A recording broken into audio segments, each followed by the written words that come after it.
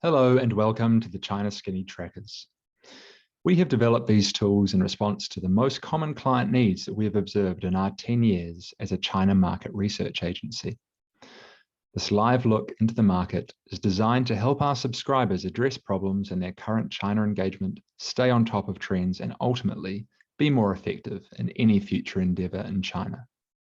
With travel and access to China very difficult for the foreseeable future, we hope this tool helps in keeping up with this ever-changing market. This video provides a brief walkthrough to help you understand how the tool can be used and what it contains. Here we see the dairy tracker in action. However, the structure of content is very similar across all of our categories. Before getting started, we outline the foundation of our trackers. The e-commerce data from Tmall that we are grabbing, cleaning, translating, and analyzing monthly, and the consumer surveys that we run every 3 months. The first half of the tracker is always based on the e-commerce data, and the consumer insights come in the second half. If you would like to read more about our data processes, please see the page titled Our Data on the website, which covers everything from grabbing the listings to screening out fakes to identifying inconsistencies. From the Chinese source data, these trackers have been translated to allow all English-speaking stakeholders access to these critical insights. The tracker opens up with a big picture viewpoint, a cumulative tally of all the sales data we have studied. In the dairy tracker's case, this goes back to December 2019. On the right, you can see the brand market shares. It's worth noting that we do have a more detailed brand analysis page later on, where we can explore the sub-brands that contribute to these market shares. The entire dashboard is interactive. You can slice any feature on this data set to get a more relevant view for your needs. So let's try it out. Say you want to understand what categories Australia is strong in. Let's click it. Clearly, Australian milk powder sells well. Let's hold the control button and click on milk powder to go even further. Now we can see the top Australian brands in milk powder sales and their respective market shares and overall pricing per kg. Let's go a final step and hold control and click again on a brand, say Devondale. Now, if we hover over the visual, we get some more insight.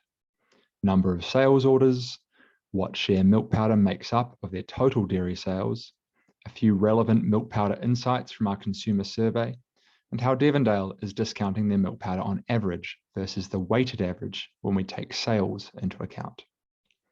At any point on these dashboards, you can right-click and you view the data as a table, if you would prefer.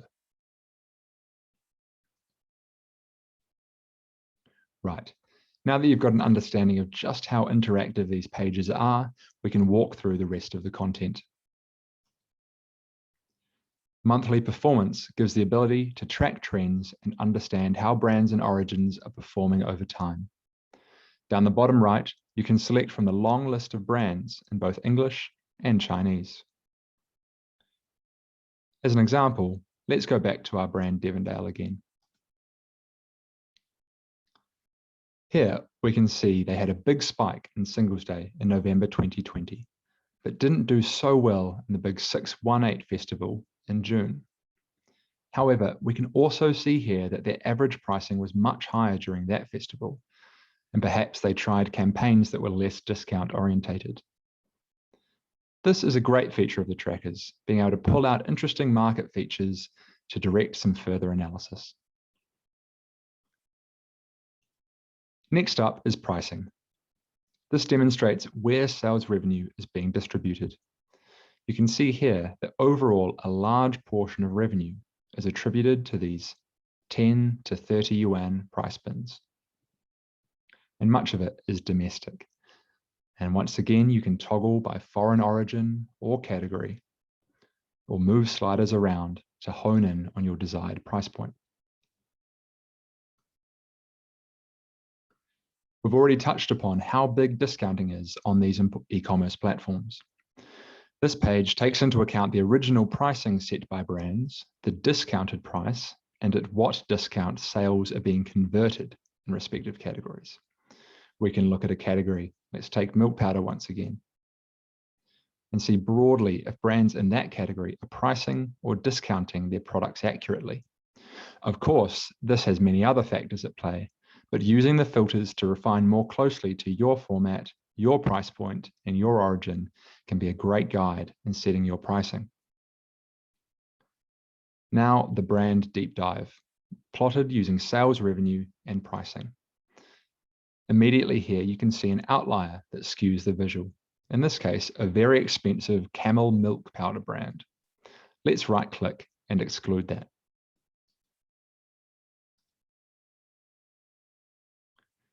Now you can also hover over bubbles and see recent performance of that brand and sales revenue. Next up, we have the product claims page. We have found this one of the most valuable features in our day-to-day work at ChinaSkinny. And this takes into account claims and marketing messages used in listings and analyzes them for average sales revenue and pricing. Once again, we can exclude that camel outlier to have a closer look. Now, with a better view of the market, we can navigate to a claim type. Let's take ingredients. Now, the size of the bubbles here indicates the sales revenue generated by that claim. We can hover over something like lactose-free and see in the last months an average of something like 19.2 million yuan in sales. Whereas we go to a larger bubble like probiotics and see that's over 135 million. Let's click probiotics to have a deeper look. We can see in milk powder that the claim is presented in 32.3% of sales, but yet it only appears in 20.4% of listings, indicating that it performs relatively well. Once again, we can click into these different categories and we can have a look at how claims are performing in that particular category versus another.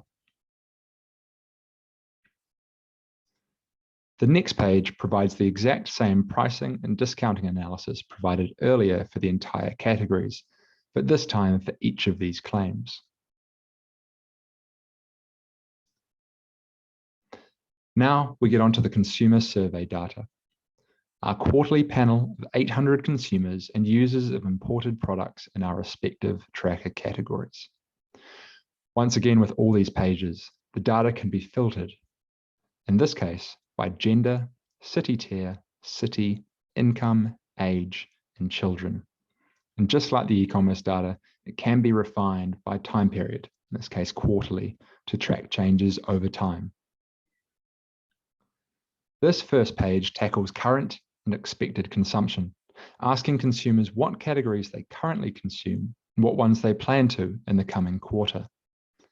For example, we can look at ice cream and see that in the coming quarter, purchase intent is right down, which makes sense with summer coming to a close.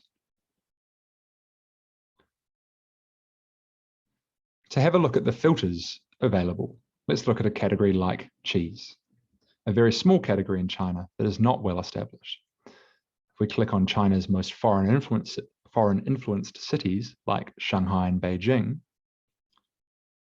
we can see the average consumption grow. However, if we compare it with the likes of Xi'an or Chongqing, we see average consumption is less. Similarly, we can compare lower and higher income brackets and see that for an imported, higher priced good like cheese is commonly in China at the market at the moment, you can see at low income levels it drops and high income levels obviously much more likely to be purchasing in the category. Next, we have a ranking of preferred countries of origin and how often they are mentioned by respondents. This has been particularly interesting to follow with geopolitical conflicts involving China hard to ignore of late. We can hover over any of the origins and see how they have fared over recent surveys. Next up is that same current and projected consumption matrix. This time for some of the major product claims that we pulled out of the e-commerce data earlier. And then to conclude, we have two final pages that are much more marketing orientated. The first asks respondents about compelling product and brand features, and the second on research and purchase channels. This wraps up the walkthrough of the ChinaSkinny trackers.